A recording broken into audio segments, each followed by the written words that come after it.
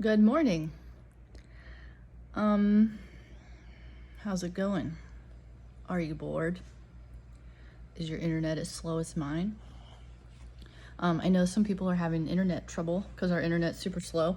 Like Harper made our video of us for reading for today, and like she can't upload it because her internet's slow. And mine is too, so I can't even upload from my house. I have to go to school to use the school internet. So I emailed the teachers this morning because a couple other people emailed me that they were having trouble. And just like reminded teachers that a lot of us have slow internet and that you may not be able to upload videos.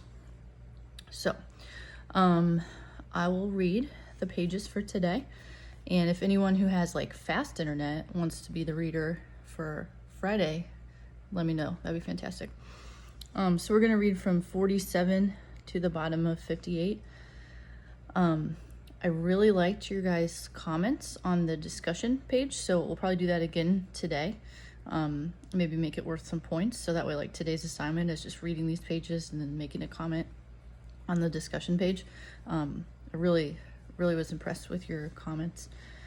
So if you remember last time we read, Ellie and his dad are together and they kind of were like waiting around to being processed through, and then they were moved to Buna, which is part of Auschwitz, and they walked there because it's part of Auschwitz like Katie talked about. And then we're going to start on 47. Ready? The camp looked as though it had been through an epidemic, empty and dead. Only a few well-dressed inmates were wandering between the blocks. Of course, we first had to pass through the showers. The head of the camp joined us there. He was a stocky man with big shoulders, the neck of a bull, thick lips, and curly hair. He gave an impression of kindness. From time to time, a smile would linger in his gray-blue eyes. Our convoy included a few 10 and 12-year-olds. The officer took an interest in them and gave orders to bring them food. We were given new clothing and settled in 2 tents. We were to wait there until we could be incorporated into work commandos. Then we would be assigned to a block. In the evening, the commandos returned from the work yards. Roll call. We began looking for people we knew, asking the veterans which work commandos were the best and which block one should try to enter. All the inmates agreed. Buna is a very good camp. One can hold one's own here. The most important thing is not to be assigned to the construction commando, as if we had a choice. Our tent leader was a German, an assassin's face, fleshy lips, hands resembling a wolf's paws. The camp's food had agreed with him. He could hardly move, he was so fat. Like the head of the camp, he liked children. Immediately after our arrival, he had bread brought for them, some soup and margarine. In fact, this affection was not entirely altruistic. There existed here a veritable traffic of children among homosexuals, I learned later. He told us, "You will stay with me for 3 days in quarantine. Afterward, you will go to work. Tomorrow, medical checkup." One of his aides, a tough-looking boy with shifty eyes, came over to me. "Would you like to get into a good commando?" "Of course, but on one condition. I want to stay with my father." "All right," he said. "I can arrange it. For a pittance, your shoes. I'll give you another pair." I refused to give him my shoes. They were all I had left. "I'll also give you a ration of bread with some margarine." He liked my shoes. I would not let him have them. Later, they were taken from me anyway, in exchange for nothing that time. The medical checkup took place outside, early in the morning, before 3 doctors seated on a bench. The first hardly examined me. He just asked, "Are you in good health?" Who would have dared to admit the opposite? On the other hand, the dentist seemed more conscientious. He asked me to open my mouth wide. In fact, he was not looking for decay, but for gold teeth. Those who had gold in their mouths were listed by their number. I did have a gold crown. The first 3 days went by quickly. On the 4th day, as we stood in front of our tent, the capos appeared. Each one began to choose the men he liked. You, you, you. They pointed their fingers the way one might choose cattle or merchandise. We followed our capo, a young man. He made us halt at the door of the first block, near the entrance to the camp. This was the orchestra's block. He motioned us inside. We were surprised. What had we to do with music? The orchestra was playing a military march, always the same. Dozens of commandos were marching off in step to the work yards. Capos were beating the time. Left, right, left, right. SS officers, pen in hand, recorded the number of men leaving. The orchestra continued to play the same march until the last commando had passed. Then the conductor's baton stopped moving and the orchestra fell silent. The capo yelled, "Fall in." We fell into ranks of 5 with the musicians. We left the camp without music, but in step. We still had the march in our ears. Left, right, left, right. We struck up conversations with our neighbors, the musicians. Almost all of them were Jews. Juliak, a Pole with eyeglasses and a cynical smile on a pale face. Louis, a native of Holland, a well-known violinist. He complained that they would not let him play Beethoven. Jews were not allowed to play German music. Hans, the young man from Berlin, was full of wit. The foreman was a Pole, Franek, a former student in Warsaw. Juliak explained to me. We work in a warehouse of electrical materials not far from here. The work is neither difficult nor dangerous. Only Udek, the capo, occasionally has fits of madness, and then you'd better stay out of his way. You're a lucky little fellow, said Hans, smiling. He fell into a good commando. 10 minutes later, we stood in front of the warehouse. A German employee, a civilian, the Meister, came to meet us. He paid as much attention to us as would a shopkeeper receiving a delivery of old rags. Our comrades were right. The work was not difficult. Sitting on the ground, we counted bolts, bulbs, and various small electrical parts. The couple launched into a lengthy explanation of the importance of this work, warning us that anyone who proved to be lazy would be held accountable. My new comrades reassured me. Don't worry, he has to say this because of the Meister. There were many Polish civilians here, and a few French women as well. The women silently greeted the musicians with their eyes. Franek, the foreman, assigned me to a corner. Don't kill yourself. There's no hurry. But watch out. Don't let an SS catch you. Please, sir, I'd like to be near my father. All right, your father will work here next to you. We were lucky. 2 boys came to join our group, Yossi and Tibi, 2 brothers from Czechoslovakia, whose parents had been exterminated in Birkenau. They lived for each other, body and soul. They quickly became my friends. Having once belonged to a Zionist youth organization, they knew countless Hebrew songs. And so we would sometimes hum melodies evoking the gentle waters of the Jordan River and the majestic sanctity of Jerusalem. We also spoke often about Palestine. Their parents, like mine, had not had the courage to sell everything and immigrate while there was still time. We decided that if we were allowed to live until the liberation, we would not stay another day in Europe. We would board the first ship to Haifa. Still lost in his Kabbalistic dreams, Akiba Dreamer had discovered a verse from the Bible which, translated into numbers, made it possible for him to predict redemption in the weeks to come. We had left the tents for the musicians' block. We now were entitled to a blanket, a wash bowl, and a bar of soap. The Blockeltest was a German Jew. It was good to have a Jew as your leader. His name was Alphonse, a young man with a startlingly wizened face.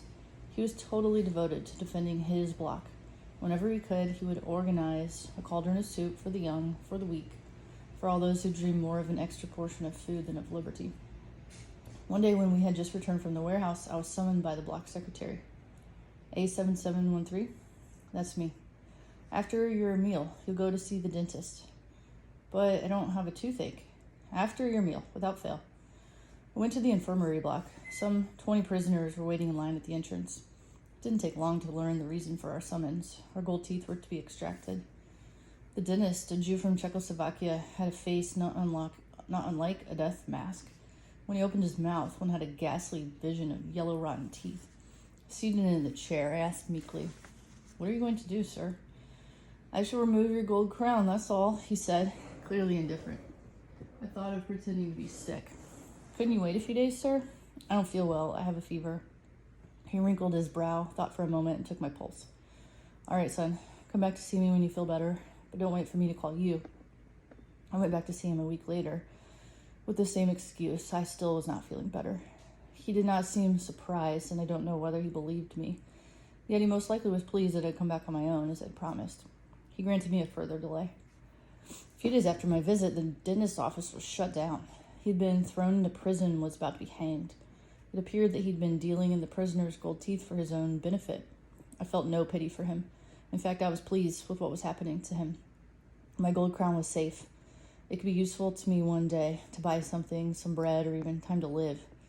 At that moment in time, all that mattered to me was my daily bowl of soup, my crust of stale bread. The bread, the soup, those were my entire life.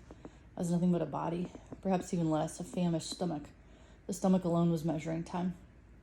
In the warehouse, I often worked next to a young Frenchwoman. We did not speak. She did not know German, and I did not understand French. I thought she looked Jewish, though she passed for Aryan. She was a forced labor inmate. Top of 53.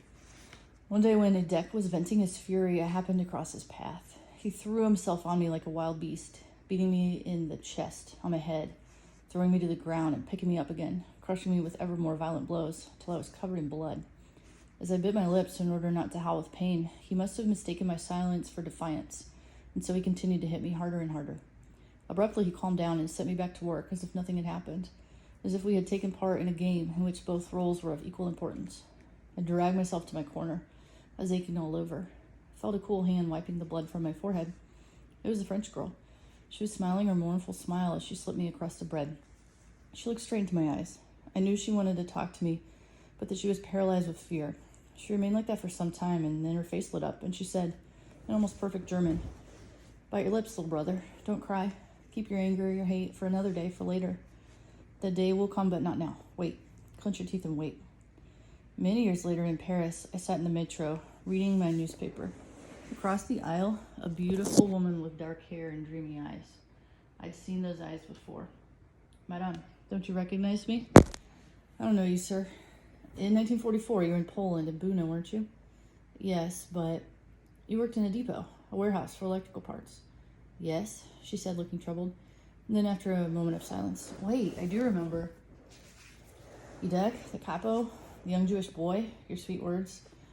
We left the metro together and sat down at a cafe terrace. We spent the whole evening reminiscing. Before parting, I said, "May I ask one more question?" "I know what it is. Am I Jewish?" "Yes, I am. From an observant family. During the occupation, I had false papers and passed as Aryan, and that was how I was assigned to a forced labor unit. When they deported me to Germany, I eluded being sent to a concentration camp. At the depot, nobody knew that I spoke German. It would have aroused suspicion. It was imprudent of me to say those few words to you, but I knew that you would not betray me. Another time, we were loading diesel motors onto freight cars under the supervision of some German soldiers. Yudek was on edge. He had trouble restraining himself. Suddenly, he exploded. The victim this time was my father. "You old loafer," he started yelling. "Is this what you call working?" And he began beating him with an iron bar. At first, my father simply doubled over under the blows, but then he seemed to break in two like an old tree struck by lightning. I'd watched it all happening without moving. I kept silent. In fact, I thought of stealing away in order not to suffer the blows. What's more, if I felt anger at that moment, it was not directed at the capo, but at my father. Why couldn't he have avoided Yudek's wrath? That was what life in a concentration camp had made of me. Franek, the foreman, one day noticed the gold crown in my mouth. "Let me have your crown, kid." I answered that I could not, because without that crown I could no longer eat. "For what they give you to eat, kid?" I found another answer. My crown had been listed in the register during the medical checkup. This could mean trouble for us both. "If you don't give me your crown, it will cost you much more." All of a sudden, this pleasant and intelligent young man had changed. His eyes were shining with greed. I told him that I needed to get my father's advice. "Go ahead, kid, ask, but I want the answer by tomorrow."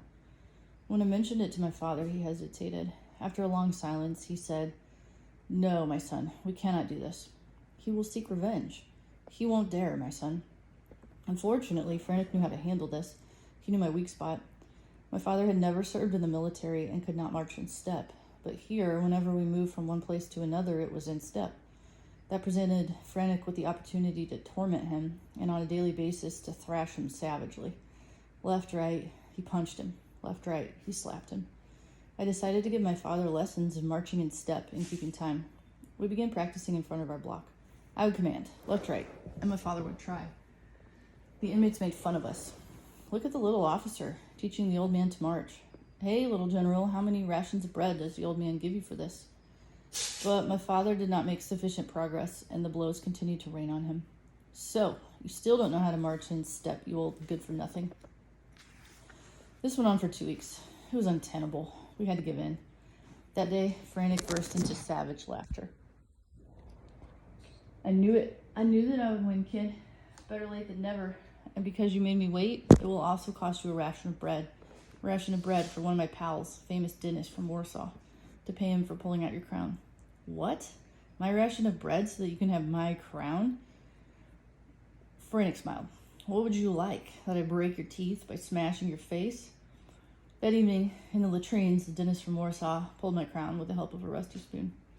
Franek became pleasant again. From time to time, he even gave me extra soup, but it didn't last long. 2 weeks later, all the Poles were transferred to another camp. I'd lost my crown for nothing. A few days before the Poles left, I had a novel experience. It was on a Sunday morning. Our commando was not required to work that day. Only Edek would not hear of staying in the camp. We had to go to the depot. The sudden enthusiasm for work astonished us. At the depot, Edek entrusted us to Frantic, saying, "Do what you like, but do something, or else you'll hear from me." And he disappeared. We didn't know what to do. Tired of huddling on the ground, we each took turns strolling through the warehouse in the hope of finding something, a piece of bread perhaps, that a civilian might have forgotten there. When I reached the back of the building, I heard sounds coming from a small adjoining room. I moved closer and had a glimpse of Edek and a young Polish girl, half naked, on a straw mat. Now I understood why Edek refused to leave us in the camp. He moved 100 prisoners so that he could copulate with his girl. It struck me as terribly funny, and I burst out laughing. Edek jumped, turned and saw me, while the girl tried to cover her breast. I wanted to run away, but my feet were nailed to the floor. Edek grabbed me by the throat. Hissing at me, he threatened, "Just you wait, kid. You will see what it costs to leave your work. You'll pay for this later. Now go back to your place." A half hour before the usual time to stop work, the capo assembled the entire commando. Roll call. Nobody understood what was going on. A roll call at this hour, here, only I knew. The capo made a short speech. An ordinary inmate does not have the right to mix into other people's affairs. One of you does not seem to have understood this point. I shall therefore try to make him understand clearly, once and for all. I felt the sweat running down my back. A7713. I stepped forward. "A crate," he ordered. They brought a crate. "Lie down on it, on your belly." I obeyed. I no longer felt anything except the lashes of the whip. 1, 2. He was counting. He took his time between lashes. Only the first really hurt. I heard him count. 10, 11. His voice was calm and reached me as through a thick wall. 23. 2 more, I thought, half unconscious. The couple was waiting. 24, 25. It was over. I'd not realized it, but I'd fainted. I came to when they doused me with cold water. I was still lying on the crate. In a blur, I could see the wet ground next to me. Then I heard someone yell. It had to be the capo. I began to distinguish what he was shouting. "Stand up." I must have made some movement to get up, but I felt myself fall back on the crate. How I wanted to get up. "Stand up." He was yelling even more loudly. If only I could answer him, if only I could tell him that I could not move, but my mouth would not open.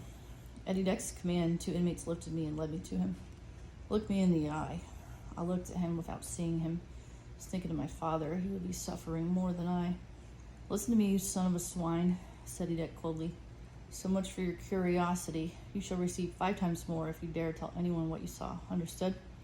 I nodded, once, 10 times, endlessly, as if my head had decided to say yes for all eternity. That's the end of the reading for today. Hope you enjoyed it. If you stayed with me the whole time, you got to see our special guest, Charlie, the yellow cat, who I found on the side of the road, half dead, by Silas's house a couple years ago. And Linus, the gray one, he's a fatty. And he's like my dog. He lays on me and follows me around all the time. And he was abandoned like 5 years ago on the west side of Sheridan. And he survived by himself for 2 weeks inside of a house with no food. And then I saved him, and he's my guy now. All right. If you want to make the video for tomorrow, let me know. And I think we'll do a discussion again. We'll make it work points. It'll be today's assignment. See you guys. Miss you.